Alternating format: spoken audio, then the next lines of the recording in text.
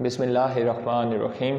السلام علیکم dear students of 9th class. Lecture number 24 ہے آج ہمارا، اور ایوب خان کے ادوار دور حکومت کے جو کچھ اہم واقعات تھے وہ ہم ڈسکس کر رہے تھے۔ سب سے پہلے ہم نے دیکھا کہ ایوب خان نے حکومت کیسے سنبھالی، مارشل لاء لگنے کے اسباب جو تھے ان کا ہم نے تذکرہ کیا تھا۔ اب ہم جو آگے بڑھ رہے ہیں اس میں ہم نے اس کے بعد دیکھا کہ اس نے جو الیکشن کروائے پاکستان میں وہ اس نے طریقہ کار کون سا اختیار کیا تھا، اور ہم نے بنیادی جمہوریتوں کے نظام کے متعلق تھوڑی سی آگاہی جو ہے وہ حاصل کرنے کی کوشش کی تھی۔ اس میں ہم نے دیکھا کہ اس نے جو 4 سٹیپس بنائے، اور وہ 4 جو حصے تھے وہ 4 سیڑھیاں تھیں۔ اس میں سب سے جو بنیادی سیڑھی تھی وہ گاؤں اور قصبوں کے لیول کی تھی، جس میں 5 سے 10 ہزار افراد ہوتے ہیں۔ وہاں پہ اس لیول کو اس نے جو قصبوں کے حوالے سے ٹاؤن کمیٹی اور گاؤں اور دیہاتوں کے حوالے سے اس کو یونین کمیٹی کا نام دیا گیا، جن کی یعنی کہ 5000 سے 10,000 کے جو لوگ تھے اس میں تھے، اور ہر 1000 جو لوگ تھے اس کے اوپر ایک یونین کونسلر جو ہے اس کو سلیکٹ کیا جانا تھا۔ تو اس کے ہم نے دیکھا کہ وہی بنیاد تھی اصل میں، اور وہاں سے جو پورے ملک سے جو لوگ اکٹھے کیے گئے، ٹھیک ہے، وہ 80,000 تھے، 40,000 پاکستان کے مشرقی حصے سے اور 40,000 مغربی حصے سے۔ پہلے وہاں سے جو یہ لوگ اکٹھے ہوئے تو ہر یونین کونسل بنائی گئی، یعنی کہ وہ یونین میں جتنی بھی آبادی تھی اس کی ایک یونین کونسل بنی۔ وہ جو یونین کونسلرز ہوتے تھے آبادی کے لحاظ سے وہ اپنا ایک چیئرمین منتخب کرتے تھے۔ پھر اس کے بعد ہمارے پاس دیکھا کہ ہم نے اس میں تحصیل یا تھانہ کونسل آ گئی۔ تحصیل کونسل کہی جاتی تھی، وہ مشرقی پاکستان میں تھانہ کونسل تھی، مغربی پاکستان سب ڈویژنل آفیسر کہا جاتا تھا اس کا چیئرمین مغربی پاکستان میں، اور تحصیلدار اس کا نام دیا گیا مشرقی پاکستان میں۔ یہاں پر ہم نے دیکھا یونین کونسل جتنی بھی تھیں ان میں سے جو چیئرمین سلیکٹ کیے جاتے تھے اپنی یونین کونسل کے، وہ سارے تحصیل کونسل کا حصہ تھے۔ اس کے بعد ہم نے ضلع کونسل دیکھی، اس میں آدھی نمائندگی جو تھی وہ سرکار جو تھی وہ اس میں سے لوگ اپوائنٹ کیے جاتے تھے، آدھی جو تھے وہ عوامی نمائندے جو عوام کے ذریعے سے منتخب کیے جاتے تھے۔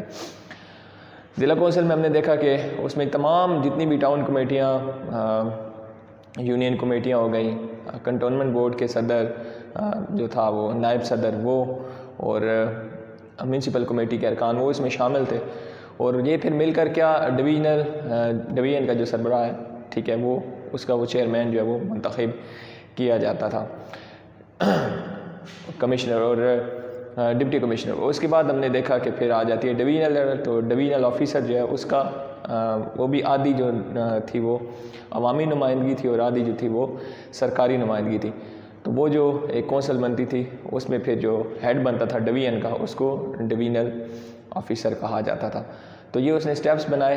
یہ پھر 80 ہزار لوگ جو تھے یہ پھر صوبائی اسمبلیاں، قومی اسمبلیوں کا بھی انتخاب کرتی تھی، اور صدر کا بھی انتخاب یہی کرتی تھی۔ تو ایوب خان کے لیے بڑا آسان ہو گیا تھا صدر بننا، اور اس نے اپنی صدارت کی توثیق جو ہے وہ یوں ہی کروائی کہ اس نے یہ بنیادی جمہوریتوں کا نظام نافذ کروایا، ٹھیک ہے، 1960 میں 1961 میں یہ 60 کا الیکشن، اور اس کے بعد کیا ہوا کہ 1960 میں جو الیکشن ہوئے اس میں اس نے صدر پاکستان کا بھی حلف عہدہ اٹھایا۔ اس کے بعد کچھ واقعات ہیں، اس میں 2 اہم پیش رفت ہیں، 1961 اور 62 کی طرف آتے ہیں۔ ہم نے دیکھا 1958 میں مارشل لاء لگا، 1959 میں اس نے بنیادی جمہوریتوں کا نظام متعارف کروایا، 1960 میں الیکشن ہوتے ہیں اور وہ صدر پاکستان بن جاتا ہے بڑے آسانی سے۔ اب یہ بنیادی جمہوریتوں کے نظام کی وجہ سے یہ سارا سلسلہ جو ہے یہ شروع ہوا۔ اب وہ صدر بن گیا۔ اس کے بعد کچھ قوانین ہیں امپورٹنٹ، ایک ہم تذکرہ کریں گے آج آئلی قوانین کا، اور دوسرا ہے 1962 کے آئین کی خصوصیات، اور میں کوشش کروں گا کہ ہلکی پھلکی آپ کو نظر جو ہے وہ 1965 کے انتخابات کی طرف بھی لے جاؤں، وہ کیونکہ مختصر سے ٹاپک ہے تو اس کو بیچ میں کور کر لیں گے۔ تو پہلے بڑھتے ہیں ہم آئلی قوانین کے حوالے سے، یعنی کہ اس کو مسلم فیملی لا آرڈیننس بھی کہا جاتا ہے، ٹھیک ہے، جو فیملی کے حوالے سے، جو خاندان کے حوالے سے جو کچھ قوانین بتائے گئے عمومی زندگی میں جو ہمیں پیش آتے ہیں، لوگوں کے حوالے سے کچھ ایسے قوانین تھے جو ضروری تھے عوام کے لیے، وہ آئلی زندگی یعنی کہ آپ کی خاندانی زندگی کے ساتھ وابستہ تھے۔ وہ قوانین اس نے کون کون سے بنائے، اس کو ایک ہیڈنگ میں اس پوائنٹ کو کور کر لیں گے۔ سب سے پہلے آئلی قوانین میں آتا ہے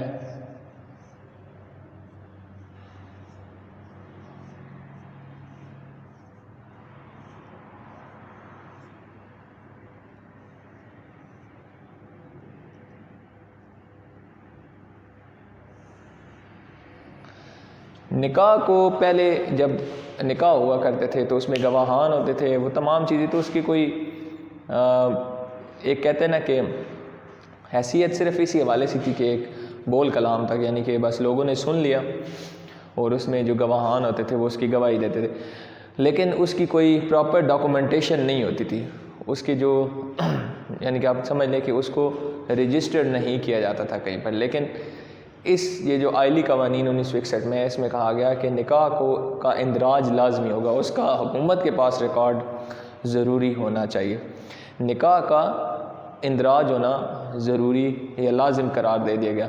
جب بھی اب شخص کوئی نکاح کرے گا اس کو رجسٹر کروانا پڑے گا تاکہ وہ حکومت کی ڈاکومنٹیشن میں وہ چیز جو ہے وہ شامل ہو جائے۔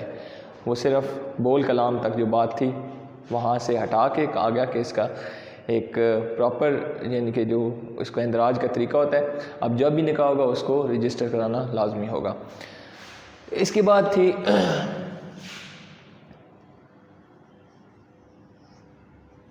پہلی بیوی سے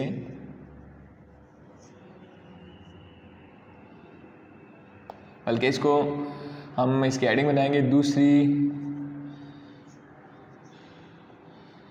شادی کی اجازت۔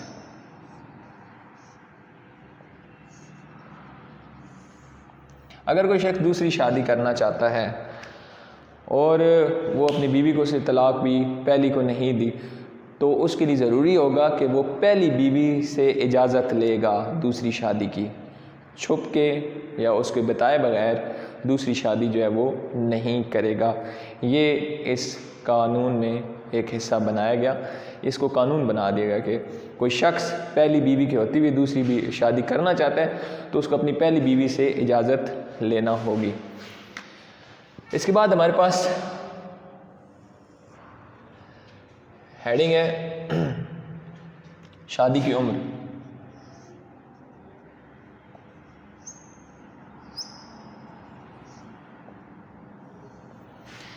شادی کی کم از کم عمر یہ تھی کہ لڑکے کے لیے 18 سال اور لڑکے کے لیے 18 اور لڑکی کو 16 سال کی عمر اس کی ہونی چاہیے۔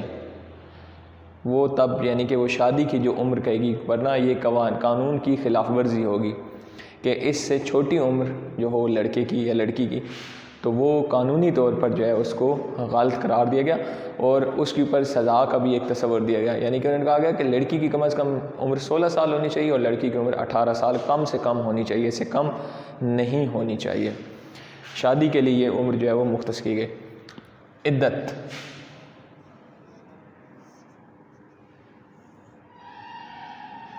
عدت رکھی گئی 90 دن کی۔ کسی عورت کا شوہر فوت آ جاتا ہے تو اس کے لیے 3 ماہ یعنی کہ 90 دن کی عدت جو ہے وہ مقرر جو ہے وہ کی گئی۔ طلاق کے بعد میں یہ بات آپ کو بتانا بھول گیا، یعنی کہ کسی عورت کو طلاق کی صورت میں تھی اس کی عدت ہے وہ 90 دن جو ہے وہ مقرر کی گئی۔ اگر کوئی بیوہ ہو جاتی ہے وہ پھر 3 ماہ 10 دن اس کی عدت ہوتی ہے۔ تو طلاق کی صورت میں جو مدت تھی عدت کی خاتون کے لیے وہ کتنے دن قرار دی گئی؟ 90 دن۔ کتنے دن؟ 90 دن۔ یہاں پہ شادی کی عمر میں لکھ دیتا ہوں لڑکی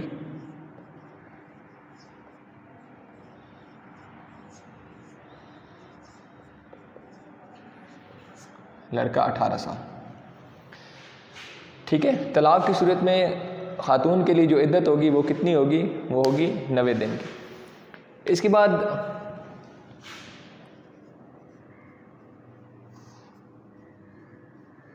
وراثت میں حصہ۔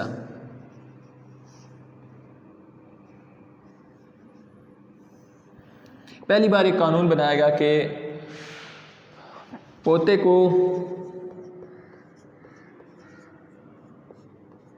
دادا کی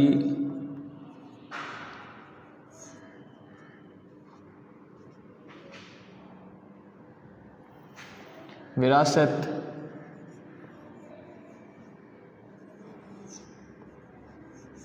سے حصہ مل سکے گا۔ پوتے کو دادا کی وراثت سے حصہ مل سکے گا۔ یہ آئلی قوانین جو تھے یہ اس میں یہ بنائے گئے کہ نکاح کا اندراج جو ہے وہ لازم قرار دیا گیا، اس کو رجسٹر کروانا ہوگا حکومتی مشینری میں تاکہ وہ ریکارڈ جو ہے محفوظ ہو جائے۔ اگر کوئی مرد پہلی بیوی کے ہوتے ہوئے دوسری شادی کرنا چاہتا ہے تو اس کو اپنی پہلی بیوی سے دوسری شادی کی اجازت جو ہے وہ لینا پڑے گی۔ شادی کی عمر لڑکی کے لیے 16 سال، لڑکے کے لیے 18 سال مقرر کی گئی۔ جو طلاق اگر کسی عورت کو ہو جاتی ہے تو اس کے لیے جو عدت ہوگی وہ 90 دن مقرر کی گئی۔ وراثت میں یتیم پوتے جو ہے، یتیم پوتے کو دادا کی وراثت سے حصہ مل سکے گا۔ پوتا یتیم ہوگا یعنی کہ اس کا والد جو ہے وہ فوت ہوا ہو تو اس بچے کو اپنے دادا کی وراثت میں سے حصہ مل سکے گا۔ یہ قانون جو ہے وہ بنایا گیا۔ اس کے بعد ہم بڑھتے ہیں 1962 کی آئین کی خصوصیات کی طرف۔ ٹھیک ہے، اس کا سب سے پہلے ایک چھوٹا سا اوپر تعارف ہے۔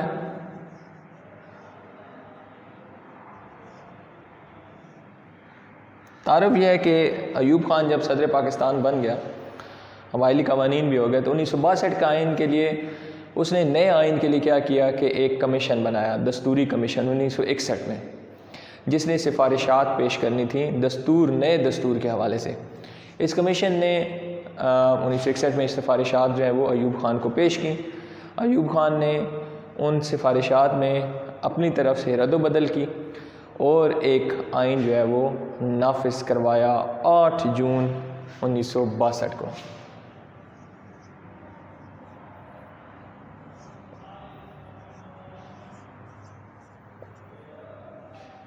8 جون 1962 کو اس نے ایک نیا آئین پاکستان میں نافذ کر دیا جس کو 1962 کا آئین کہا جاتا ہے۔ سب سے پہلی بات، یہ آئین تھا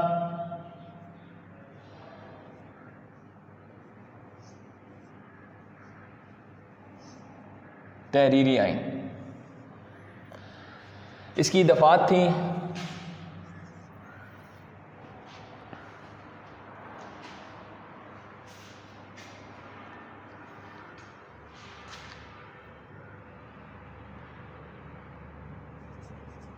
دفعات اور 6 گوشوارے اس کے تھے۔ اس کے بعد یہ ایک وفاقی آئین تھا۔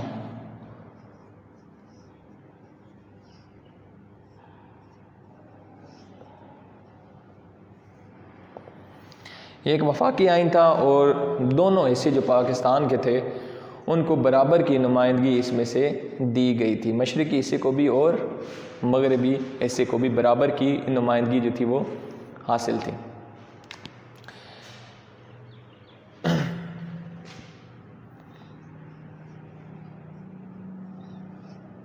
صدارتی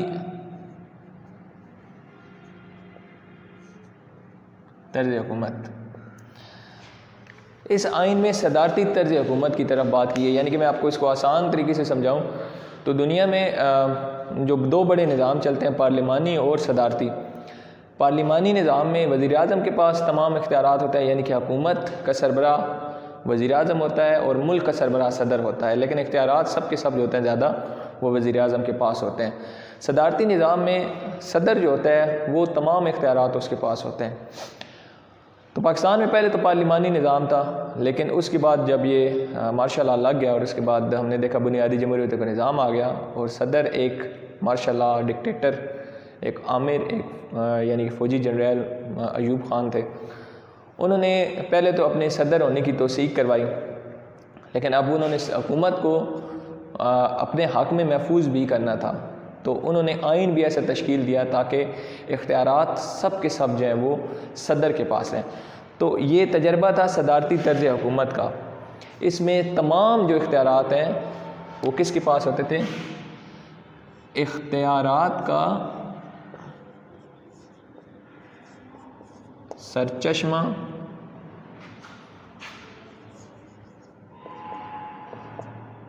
کون تھا؟ صدر۔ صدارتی طرز حکومت میں صدر کے پاس تمام اختیارات ہوتے تھے، اختیارات کا سرچشمہ کیا ہوتا تھا؟ صدر ہوتا تھا۔ اس کے بعد ہمارے پاس اس میں اسلامی نکات ہیں۔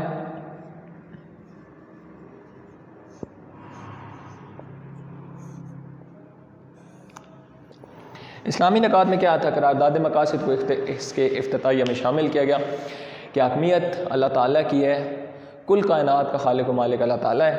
یہ جو حاکمیت کا ایک حصہ یعنی کہ جو مسلمانوں کو عطا کیا گیا ہے، وہ مسلمان جو نمائندے بنیں گے اس اسلامی ملک میں وہ اسے امانت سمجھیں گے۔ یہ جو حاکمیت کچھ ملی ہے دنیا میں، اصل حاکمیت اللہ تعالیٰ کی ہے، اور اس کا جو دنیا میں ہم جن کے نظام چلانے کے لیے جب اقتدار کسی کو دیا جاتا ہے تو مسلمانوں کو جو دیا گیا اقتدار ہے وہ اللہ تعالیٰ کی بتائی ہوئی حدود کے اندر رہ کر ایک امانت کی صورت میں اس اقتدار کا استعمال کریں گے۔ دوسری بات، پاکستان کو اسلامی جمہوریہ پاکستان کہا گیا، صدر لازمی طور پر مسلمان ہوگا۔ اس اسلامی جمہوریہ پاکستان کا جو صدر ہوگا وہ یقینی طور پر مسلمان ہوگا، کسی اور مذہب سے اس کا تعلق نہیں ہوگا۔ اسلامی اقدار کے فروغ کے لیے بندوبست کرے گی حکومت، جو ہمارے پاس مساوات، انصاف، جمہوریت اور اس کے علاوہ عدالتی نظام جو ہے وہ بہترین طریقے سے بنایا جائے گا، اور لوگوں کے درمیان امتیازی سلوک برداشت نہیں کیا جائے گا، اور اسلامی طرز زندگی کے فروغ کے لیے حکومت بندوبست کرے گی۔ اسلامی نکات کے بعد شہریوں کے حقوق۔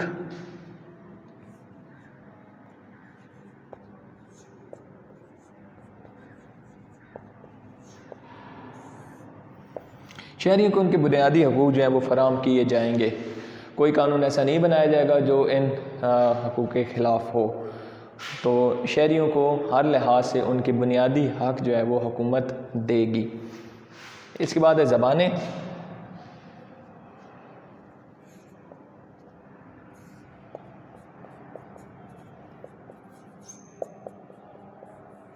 اردو اور بنگالی زبان جو ہے پاکستان کے اتحاد، مشرقی اور مغربی حصے کے اتحاد کو مکمل قائم رکھنے کے لیے سرکاری زبان اردو اور بنگالی جو ہے وہ قرار دی گئی۔ یہ تھے ہمارے 8 جون کی جو آئین 1962 کے آئین کی خصوصیات ہے۔ تحریری آئین تھا، وفاقی آئین تھا، صدارتی حکومت طرز حکومت تھی جس میں اختیارات سب صدر کے پاس تھے۔ اسلامی نکات کیا تھے؟ قرارداد مقاصد، حاکمیت، اور یہ ساری جو اقتدار اعلیٰ جو ادھر مسلمانوں کو عطا کیا گیا وہ ایک امانت ہے، اللہ تعالیٰ کی بتائی ہوئی حدود کے اندر رہ کر وہ اس کو استعمال کریں گے۔ پاکستان کا نام اسلامی جمہوریہ پاکستان، اور اس کے علاوہ جو تھا کہ مسلمان ہوگا صدر لازمی طور پر، اسلامی طرز زندگی کو فروغ دینے کے لیے حکومت بندوبست کرے گی۔ سرکاری زبانیں اردو اور بنگالی کو رکھا گیا۔ اس کے بعد ایک چھوٹی سی وہ تذکرہ 1965 کے انتخابات کا تھا، جس میں ایک طرف یعنی کہ ویسے تو 4 لوگ اس میں شامل تھے، لیکن جو مقابلہ تھا وہ کس کا تھا؟ وہ اصل میں تھا محترمہ فاطمہ جناح اور ایوب خان کا، کیونکہ 1960 میں بنیادی جمہوریت کا جو نظام قائم ہوا تھا جس میں بی ڈی ممبرز جو 80,000 تھے، 40,000 مشرقی پاکستان سے جو الیکٹ کیے گئے، 40,000 مغربی پاکستان، انہوں نے مل کر یہی وہ 80,000 لوگ تھے جو سب سے نچلی سطح سے الیکٹ ہوتے تھے، اور انہوں نے ہی پھر صوبائی اور قومی اسمبلیاں اور دیگر معاملات جو ہیں وہ ان کے سپورٹ، یعنی کہ انہوں نے ہی اس کی تشکیل کرنی ہوتی تھی۔ صوبائی اسمبلیوں کا انتخاب کرنا ہوتا تھا، یعنی کہ یہی لوگ انتخاب کرتے تھے، صوبوں میں جو اسمبلی میں لوگ بیٹھیں گے یہی لوگ انتخاب کرتے تھے، جو قومی اسمبلی میں جو لوگ بیٹھے تھے، اور صدر کا بھی انتخاب انہی کے ذمہ ہوتا تھا۔ تو ایوب خان نے ان لوگوں سے بڑی آسانی سے اپنی صدارت جو ہے وہ اس کی توثیق کروا دی۔ پھر اوپر سے 1962 کا آئین سونے پہ سہاگا ہو گیا کہ ایوب خان کو اختیارات بھی لامحدود مل گئے کہ وہ اپنی مرضی سے کچھ بھی کر سکتا تھا۔ اس آئین میں ایک چیز ذہن میں رکھیے گا، میں لکھ دیتا ہوں، استوار آئین۔ استوار کا آئین کا مطلب ہے ریجڈ آئین۔ یہ آئین سخت تھا، یعنی کہ اگر کوئی قومی اسمبلی یا اس میں آئین میں کوئی تبدیلی کرنا چاہتی اور وہ اس بات پر متفق بھی ہو جاتی کہ ہمیں آئین میں یہ چیز تبدیل کرنی ہے، قانون میں یہ چیز کم کرنی ہے یا زیادہ کرنی ہے، اگر وہ ساری اسمبلی بھی متفق ہو اور صدر کہے کہ نہیں یہ نہیں ہو سکتی تو وہ آئین میں ترمیم نہیں ہو سکتی تھی۔ اتنی اختیارات جو ہیں وہ صدر نے اپنے پاس رکھے تھے کہ اس کو آپ سمجھ سکتے ہیں کہ جمہوریت کے ساتھ ایک مزاج تھا کہ اگر 80,000 جو لوگ اکٹھے جو سلیکٹ ہوئے عوام کے، اگر وہ اس بات پر کہتے کہ وہ سارے کے سارے بیک وقت ایک آواز کے ساتھ کہتے تھے اس قانون میں یہ تبدیلی چاہیے، لیکن اگر صدر کہتا کہ نہیں یہ تبدیلی نہیں ہو سکتی تو وہ تبدیلی نہیں ہوگی۔ اس لیے 1962 کا ان کو ایک کہتے ہیں کہ ایک ڈکٹیٹر ایک آمر کا بنایا ہوا قانون تھا جس میں اختیارات سب کے سب اس نے اپنے پاس رکھ دے. جمہوری ادارے تو قائم ہو گئے لیکن جمہوریت کا نام و نشان اس میں کہیں پر بھی نظر نہیں آتا تھا. خیر ہم آگے بڑھتے ہیں. جیسے کہ 1965 کے انتخابات ہوئے وہ صدارتی انتخابات تھے اور نظر آنا شروع ہو گیا. حالانکہ مارشل لاء جب لگایا گیا تو عوام نے بڑی اس کو خیر مقدم کیا کیونکہ 1947 سے لے کر 1958 تک کا جو عرصہ تھا وہ اتنا ہلچل والا تھا سیاسی ہلچل میں کہ عوام کا اعتماد جمہوری اداروں پر سے ختم ہونا شروع ہو گیا. ان لوگوں سے اٹھنا شروع ہو گیا جو کہ کہہ رہے تھے کہ جمہوریت ہے جمہوریت ہے. وہ آپسی ٹسلیں اور پاکستان کا آگے نہ بڑھنا عوام یہ سب دیکھ رہی تھی. تو اب جب ایوب خان نے یہ مارشل لاء لگایا تھا تو بڑی ایک توقع تھی کہ اب حالات بڑے اچھے ہوں گے. تو عوام نے ظاہری بات ہے بنیادی جمہوریت کے نظام کے تحت ایوب خان کو ووٹ کر کے اور پھر بڑی آسانی سے وہ صدر تو بن گیا لیکن پھر اس کے نقص بھی سامنے آنا شروع ہوئے. حالانکہ اس میں بڑی ترقی ہوئی ایوب خان کے دوسرے 5 سالہ منصوبے کے حوالے سے جب بھی ہم بات کرتے ہیں بہت ترقی ہوئی لیکن ابھی جو جمہوری عمل تھا وہ تعطل کا شکار تھا. جمہوریت کے نام پر ایک دھبا لگایا گیا 1962 کا آئین اور پھر اس کے بعد واقعات جو ہے وہ ایسے ہونا شروع ہو گئے کہ نظر آنے لگ پڑا کہ یہ نظام جو ہے یہ پاکستان کے لیے ٹھیک نہیں ہے. خیر وہ الیکشن ہوئی ہے. محترمہ فاطمہ جناح ایک بے لوث لیڈر پاکستان کے حوالے سے تحریک پاکستان دیکھیں ہر دل عزیز شخصیت قائد اعظم کی بہن عوام کو ان کے ساتھ بڑی محبت تھی. وہ جب جلسے میں تشریف لاتی تو پہلے سے ہی پنڈال جو ہے وہ بھرا رہتا تھا.